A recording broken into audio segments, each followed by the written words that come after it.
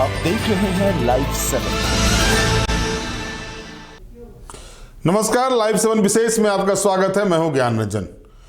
दोस्तों, चुनाव आयोग का फाइनल रिजल्ट आ गया। 56 सीटों पर इंडिया गठबंधन, 24 सीटों पर एनडीए और 1 सीट पर जयराम महतो ने जीत हासिल की।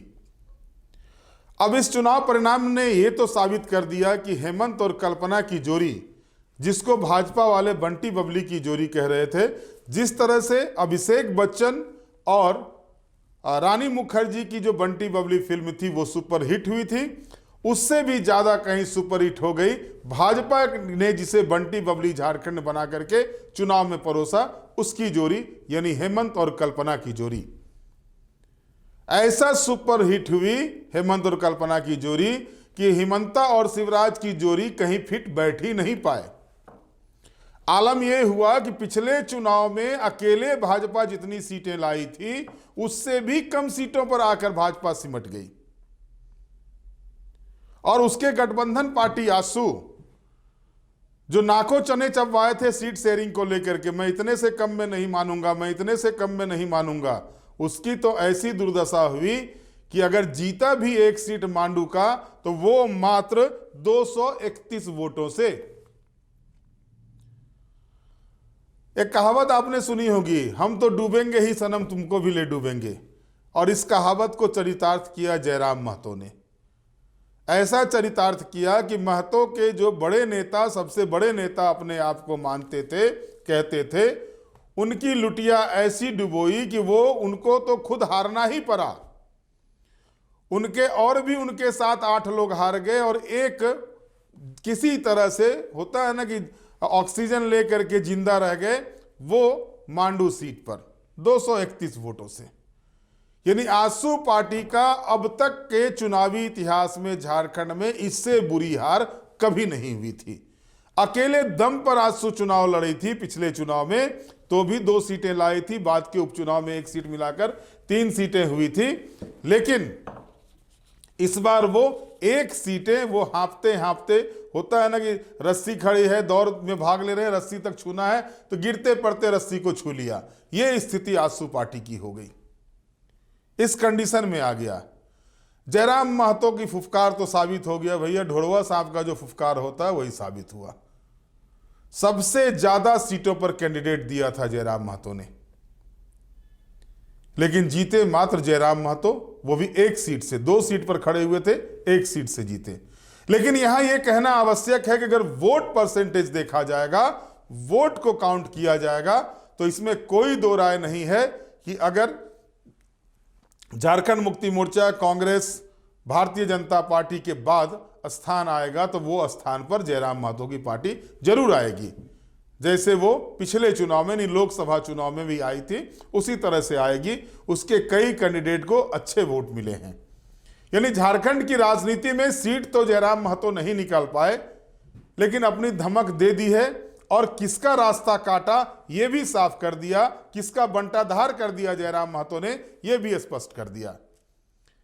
खैर, ये 1 सीट की बात है। अब बात करते हैं मूल विषय पर। भारतीय जनता पार्टी को 2019 के चुनाव में ट्राइबल के लिए रिजर्व 28 सीटों में से 2 सीटें मिली थी और 26 सीटें इंडिया गठबंधन के खाते में गई थी। अब इस बार देखिए, 28 में से 27 इंडिया गठबंधन को मात्र 1 सीट, माफ कीजिएगा 28 में से 27 इंडिया गठबंधन को और मात्र 1 चंपाई सोरेन की सीट जो है सो वो एनडीए को यानी भाजपा को मिली। सिर्फ चंपाई सोरेन जीत पाए, गए भाजपा में कि अपने साथ अपने बेटे का भी कैरियर बना देंगे, लेकिन बेटा का कैरियर बना नहीं, वो अटक गए। इतना ही नहीं, जो सीट है खरसावां की, वहां पर यह कहा जा रहा था कि जो गणेश महली चंपाई सोरेन के खिलाफ चुनाव लड़े थे, उनको टिकट देने की बात भाजपा में हो रही थी, तो लड़कर उन्होंने टिकट दिलवाया था अपने करीबी को खरसावां से, वो भी चुनाव हार गए। और इस सबसे इतर अगर आप देखिएगा, एक बड़े आश्चर्य की चीज है, वो ये है कि चंपई सोरेन जैसे कद्दावर नेता, जिसके बारे में था कि ये तुरुप का पत्ता भाजपा में शामिल होने के बाद साबित होगा, तुरुप का पत्ता ऐसा साबित हुआ कि पिछले चुनाव के परिणाम को उठा करके देख लें और इस चुनाव के परिणाम को उठा के देख लें तो अधिकांश ट्राइबल सीटों पर वोट, जो जीत का मार्जिन है झारखंड मुक्ति मोर्चा का, वो पिछले चुनाव की तुलना में बढ़ा है। उसी तरह से लॉबिन हेम्ब्रम को लाया गया, सीता सोरेन को लाया गया, गीता कोड़ा को लाया गया, सब टाइम फिस, कोई रिजल्ट नहीं। कमलेश सिंह को लाई थी भाजपा, हुसैनाबाद सीट, अपने कार्यकर्ता पर भरोसा नहीं था, उनको टिकट दिया गया, वो चुनाव हारे। हर बार भाजपा एक्सपेरिमेंट करती है। 35 नए चेहरे को, जो पिछले अगर देखा जाए 10 वर्षों के भीतर में जो दूसरी पार्टी से शामिल होकर भारतीय जनता पार्टी में शामिल हुए हैं, उस पर भाजपा ने भरोसा जताया इस चुनाव में, और 35 आयातित उम्मीदवारों को टिकट लाया और सीटें आई 21। यह स्थिति भारतीय जनता पार्टी की झारखंड में। स्थानीय नेताओं की कदर नहीं हुई पूरे चुनाव के दौरान। अर्जुन मुंडा लोकसभा चुनाव हारे थे, एक नेता के रूप में चुनाव नहीं हारे थे। आज भी उनकी है, पैठ है, 2-3 सभाएं एक क्षेत्र विशेष तक सीमित करके रख दिया गया। शायद भाजपा को लगा कि चंपई सोरेन आ गए तो चंपई सोरेन को अगर हम घुमा देते हैं तो वो चेहरा ऐसा चमकेगा कि सारे चेहरे नस्तनाबूद हो जाएंगे। लेकिन हेमंत ने एक ऐसे कल्पना को साकार किया, ऐसे कल्पना के सारी जिम्मेवारी दी जो भाजपा की सोच की कल्पना से ऊपर निकल गई। वो ऐसी कल्पना निकली जिस कल्पना ने भाजपा को ठंडे बस्ते में डाल के रख दिया। ये ऐसी कल्पना निकली जो सुदेश महतो, आसू सुप्रीमो सुदेश महतो को कहीं का नहीं रहने दिया।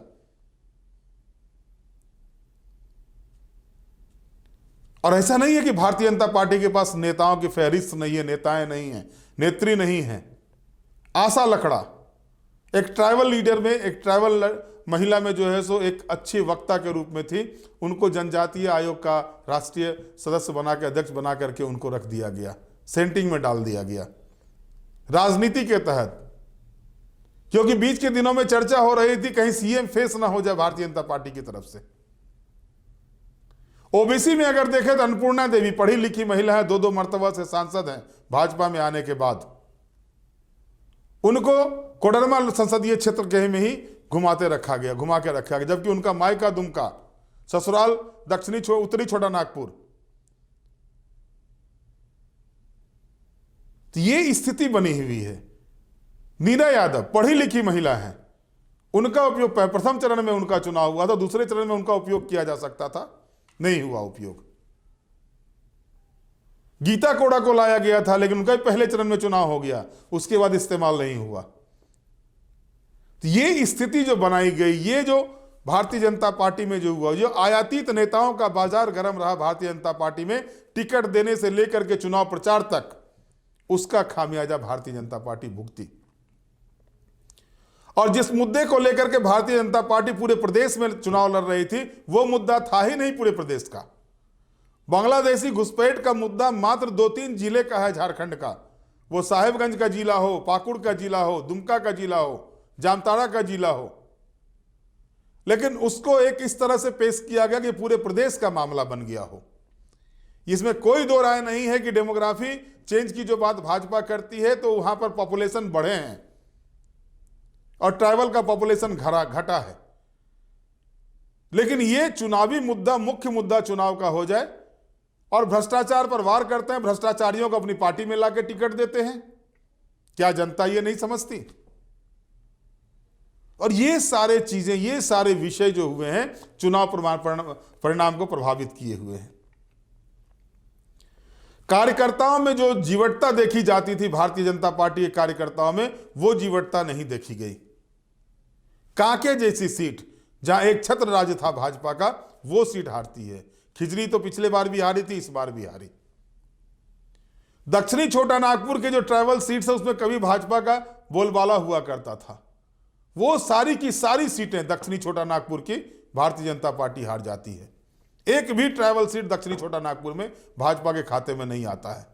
अब आंकड़ा देखेंगे आप तो आंकड़ा देख के आपको ताज्जुब होगा कि कोल्हान प्रमंडल में 14 में से 11 सीटें जो है सो वो जीतती है इंडिया गठबंधन। दक्षिणी छोटा नागपुर के 15 में से 13 सीटें जीतती है, मात्र रांची और हटिया की सीट भाजपा के खाते में आती है। उत्तरी छोटा नागपुर का देखेंगे तो वहां पर स्थिति अमूमन ठीक रहा, लेकिन पिछले बार की तुलना में वहां भी 2 सीटें घटी हैं। संथाल में 4 सीटें पिछले बार जीती थी, इस बार 1 पर जरमुंडी की सीट मात्र जीत पाई, बाकी सभी सीट नहीं, सुपड़ा साफ हो गया राजनीति भाषा में देखा जाए तो। एक तरफ दिग्गजों की फौज और एक तरफ भाजपा के द्वारा कहे गए बंटी बबली। लेकिन ऐसा सुपर हिट हुआ बंटी बबली का ये बबली की ये जोड़ी, जिसको इन्होंने नाम फैलाया भाजपा वालों ने, उसने भाजपा को सोचने पर मजबूर कर दिया। आपको जान के आश्चर्य होगा कि भाजपा नेता बयान देने तक से बच रहे हैं, फोन तक नहीं उठा रहे भाजपा के नेता। यह स्थिति हो गई है इस चुनाव में।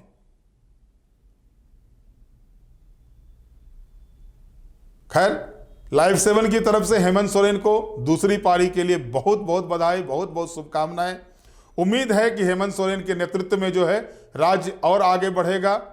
राज्य की जो अंतिम पंक्ति में बैठे लोग हैं उनके चेहरे पर खुशियां आएंगी, ये सारी उम्मीद की जाती है। लेकिन जाते जाते हम आपको सुनाते हैं जब चुनाव परिणाम आए तो किस तरह से मुख्यमंत्री हेमंत सोरेन ने क्या कहा, इसके बाद गुलाम अहमद मीर ने क्या कहा, और एक बयान नेता प्रतिपक्ष जो अभी हैं, निवर्तमान नेता प्रतिपक्ष अमर कुमार बावरी का आया था, वो भी आप सुन लीजिए। उत्साह उमंग का माहौल है। आज झारखंड विधानसभा का चुनाव परिणाम घोषित होने का दिन है। सुबह से ही लेकर अभी तक कई लाख मतों का गिनती हो चुका है और कई सारे प्रत्याशियों का भी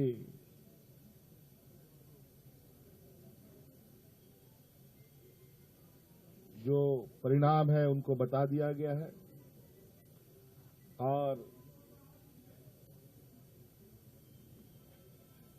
कुछ जगहों पर अभी गिनती चल रही है।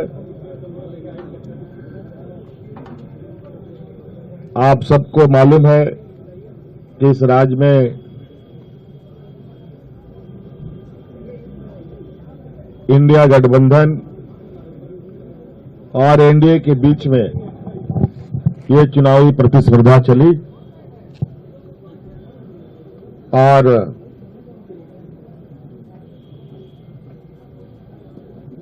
इंडिया गठबंधन का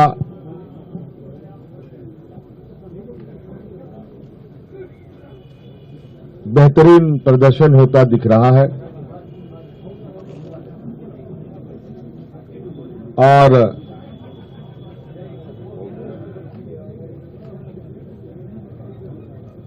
राज्य की मतदाता को इस राज्य के आधी आबादी को, नौजवानों को, महिलाओं को, पुरुषों को, किसानों को, मजदूरों को, सभी जाति धर्म के लोगों ने जो मतों का उपयोग किया है, इसके लिए मैं उनको बहुत बहुत धन्यवाद और आभार प्रकट करता हूं।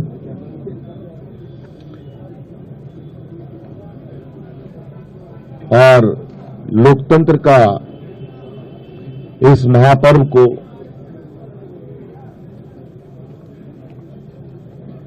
बहुत ही उत्साहपूर्वक लोगों ने मनाया। विशेषकर हमारे राज्य की आधी आबादी महिला समूह जिन्होंने बढ़ चढ़ करके हिस्सा लिया, लोकतंत्र को मजबूत करने में एक अहम भूमिका निभाई। नौजवानों ने, जिन्होंने पहली बार अपना मत डाला होगा, उन लोगों ने भी इस लोकतंत्र को मजबूत करने में अपनी भूमिका निभाई और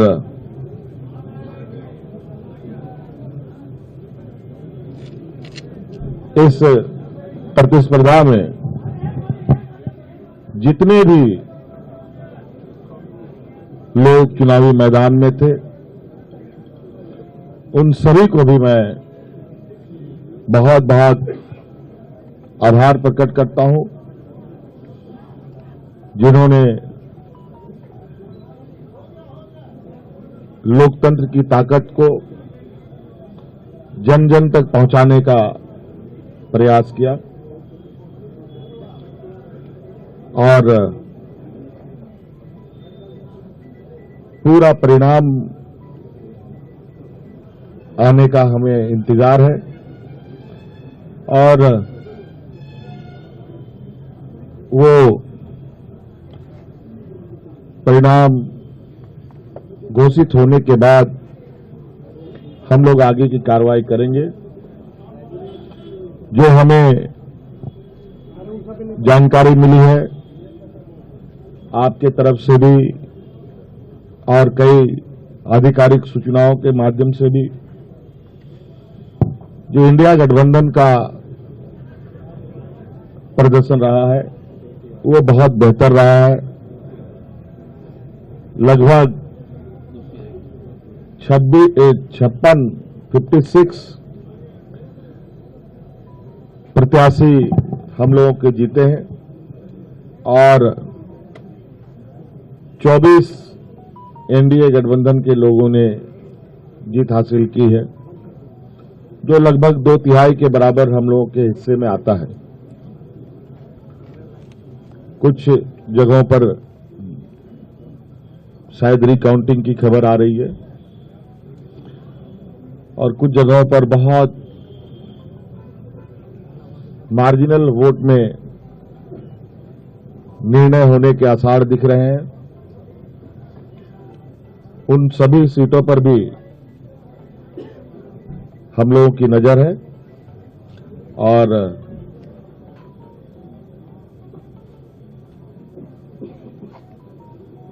अबुआ सरकार का एक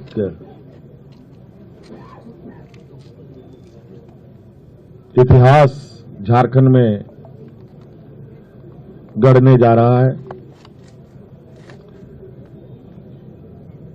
आप लोगों ने पहली बार, मुझे लगता है, ऐसा चुनाव देखा होगा और ऐसे लोकतंत्र की परीक्षा को हम लोगों ने सफलतापूर्वक पास किया और आप सबको भी मेरी ओर से बहुत बहुत आभार, शुक्रिया कि आप सब लोगों ने राज्य की गतिविधियों को देश की जनता और राज्य की जनता तक पहुंचाने का काम किया। बहुत बहुत धन्यवाद।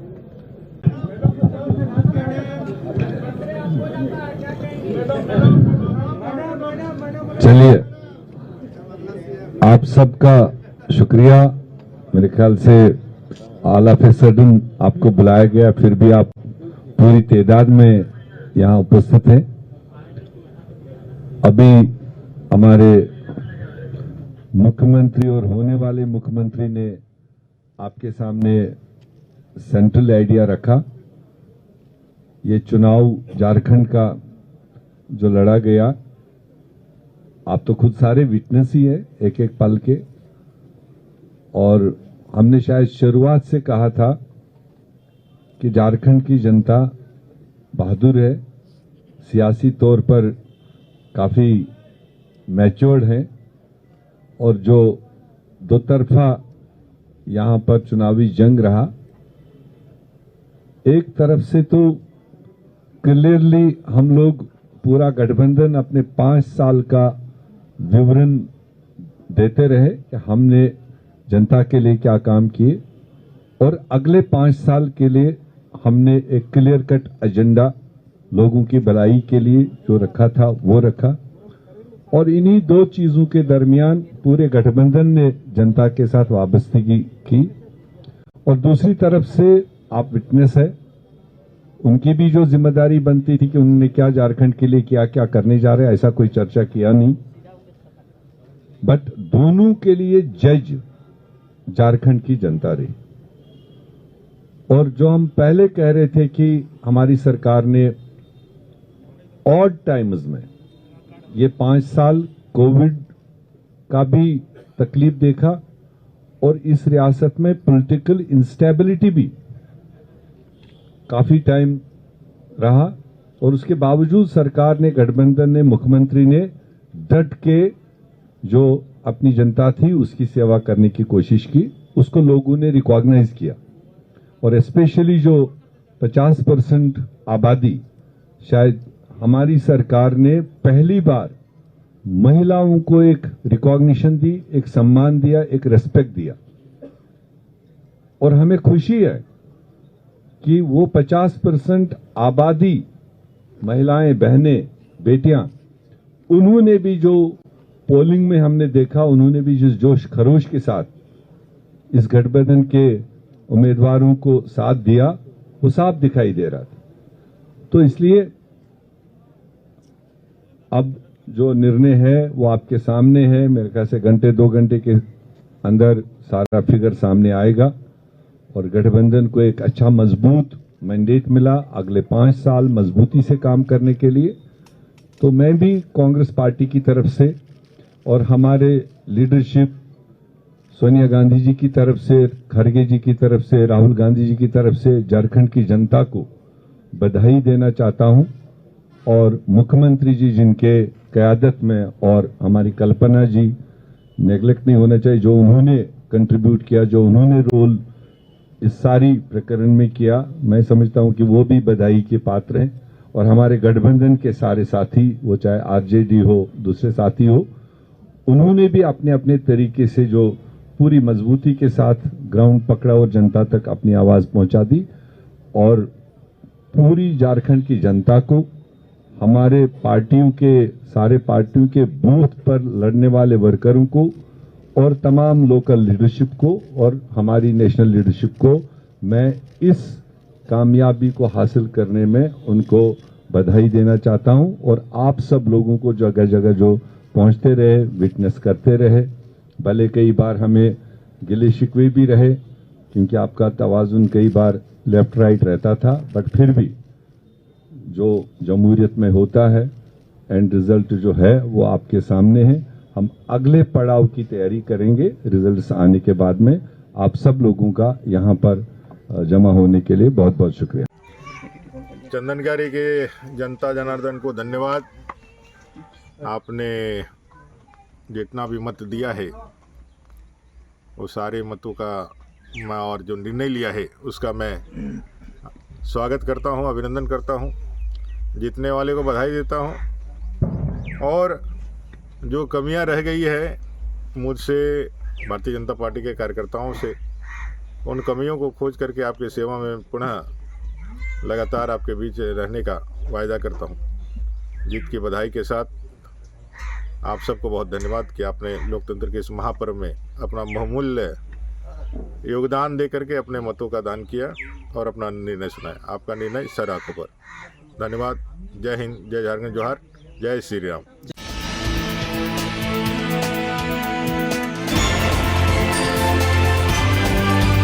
आप देख रहे हैं लाइव 7।